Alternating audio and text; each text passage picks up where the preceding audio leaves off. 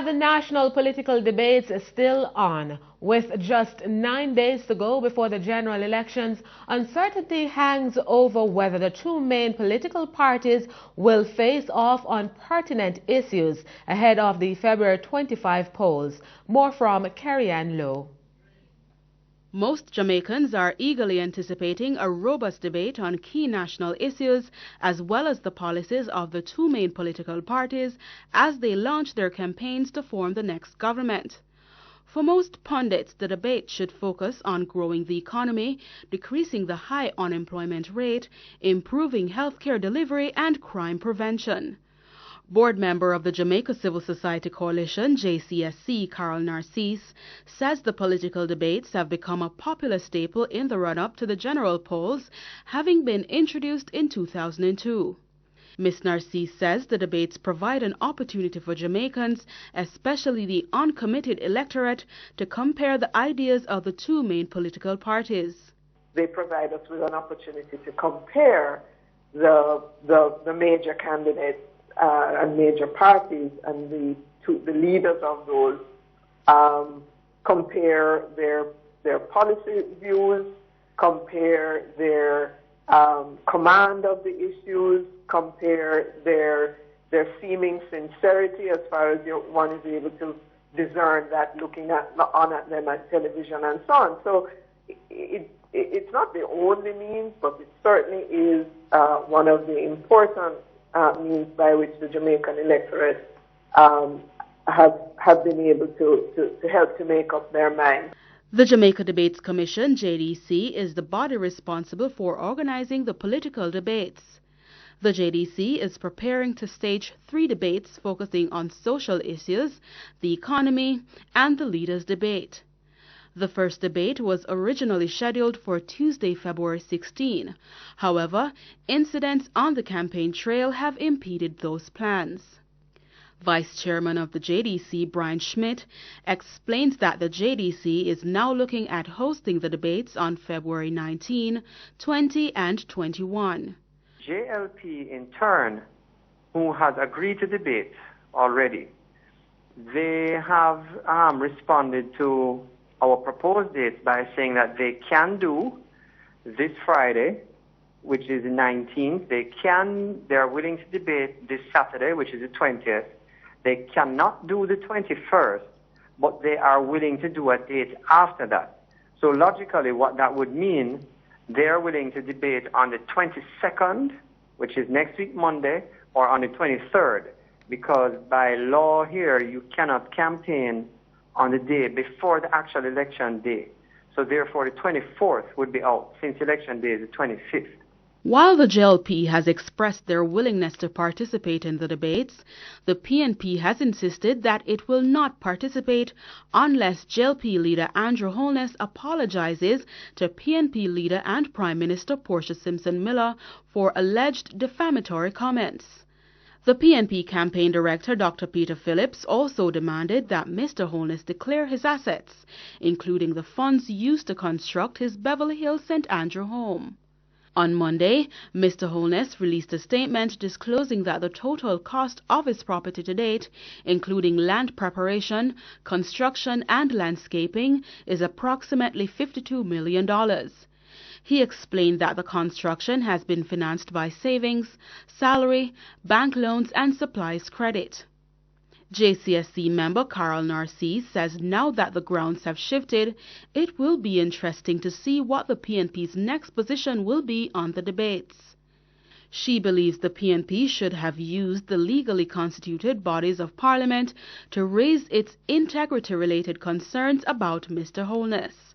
The context is not appropriate. The People's National Party government has at its disposal legally constituted bodies and commissions of the Parliament through which matters like this and questions about the integrity of parliamentarians can properly and legally be raised. The Integrity Commission, the Integrity of Parliamentarians Commission, which is the commission to which parliamentarians have to declare their assets every year, is the legal entity that such questions ought to have been submitted for the Commission to look into the matter, particularly vis-a-vis the declarations that the leader of the opposition would have had to have made. So if the People's National Party government were serious in its pursuit of the matters, it had ample time and legally constituted bodies, including the police.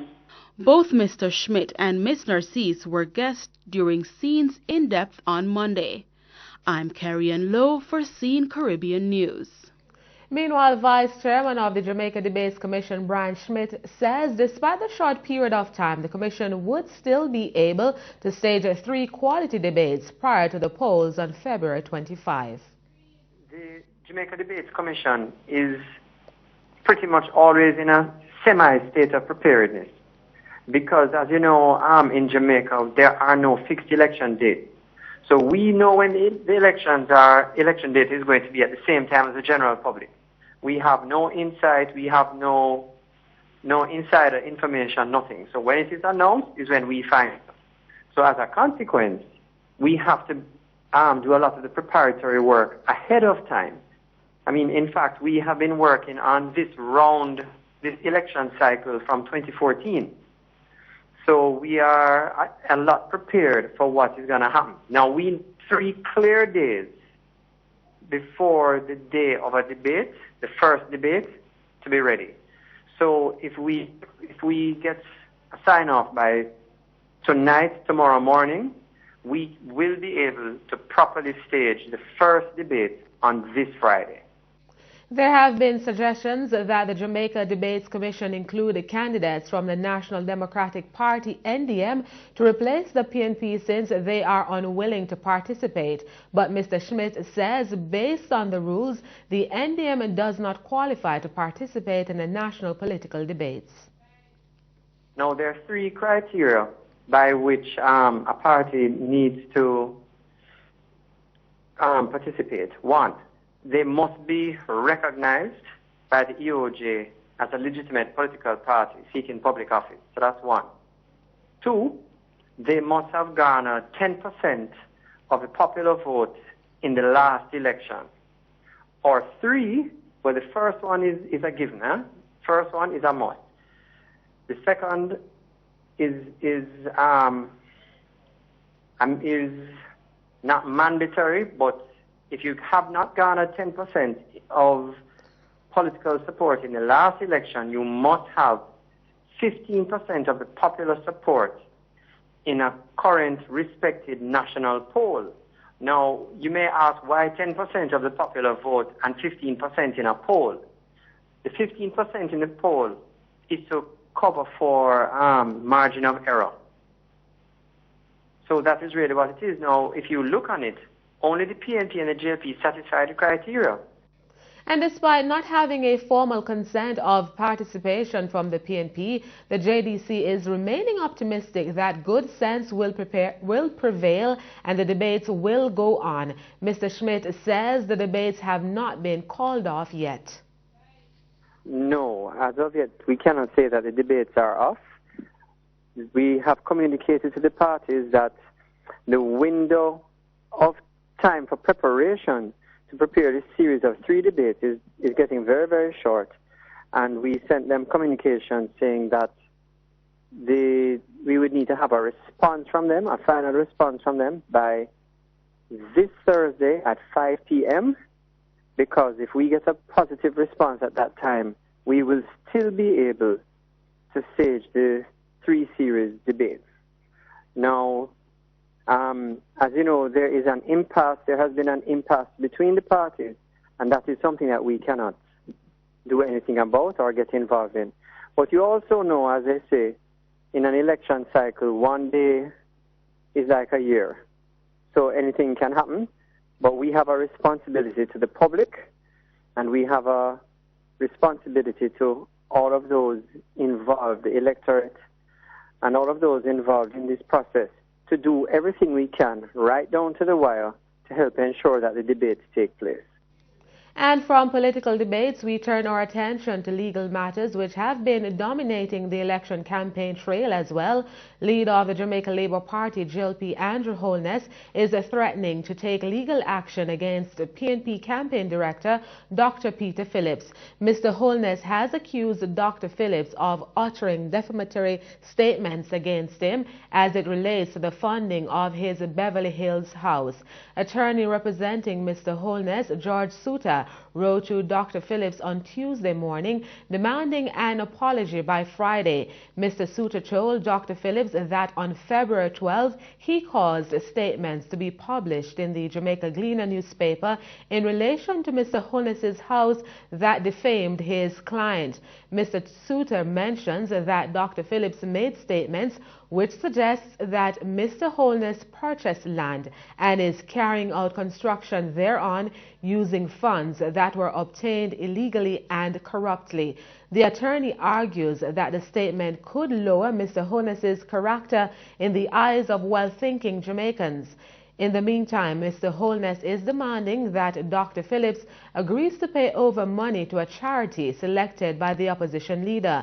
Mr. Holness's attorney says the monies paid to the charity will be treated as compensation for damaging comments made by Dr. Phillips. The letter informs Dr. Phillips that he will face a lawsuit if an apology is not produced by Friday. And attorney representing People's National Party PNP President Portia Simpson-Miller, Bert Samuels, is rubbishing claims that his client defamed opposition leader Andrew Holness. Mr. Samuels says based on his understanding of Jamaica's defamation law, Mr. Holness cannot justify the statements he made to defame Prime Minister Portia Simpson-Miller by referring to her conduct in a previous political engagement. The reference to the most honorable Portia Simpson-Miller's statement about the leader of the opposition earlier is not a relevant issue with respect to what we're asking for when she's categorized as the worst in the island. I've never in my understanding of the law of defamation that you justify what you have said by speaking about a person saying something about you earlier. It's not like the law of self-defense. Defamation, each statement stands on its own, and you can't justify what you do by referring to the conduct of the person who is asking for an apology a couple of days ago. Mr. Samuels' statements follows a letter signed by attorney representing Andrew Holness, George Suter, stating that his client will not apologize to Mrs. Simpson-Miller. In the letter, Mr. Suter mentions Mrs. Simpson-Miller's alleged defamatory description of the JLP leader Andrew Holness. But Mrs. Simpson-Miller's attorney, Bert Samuels, says in light of Holness's unwillingness to apologize, he intends to meet with the opposition leader's legal team to decide how best to handle the matter. No, well, you see, based on this letter, it means we're going to have to meet as a group, as a legal team, to see where we go from here, because I've said that which is put forward as a justification is not a justification in law. It lies elsewhere, but certainly not in law.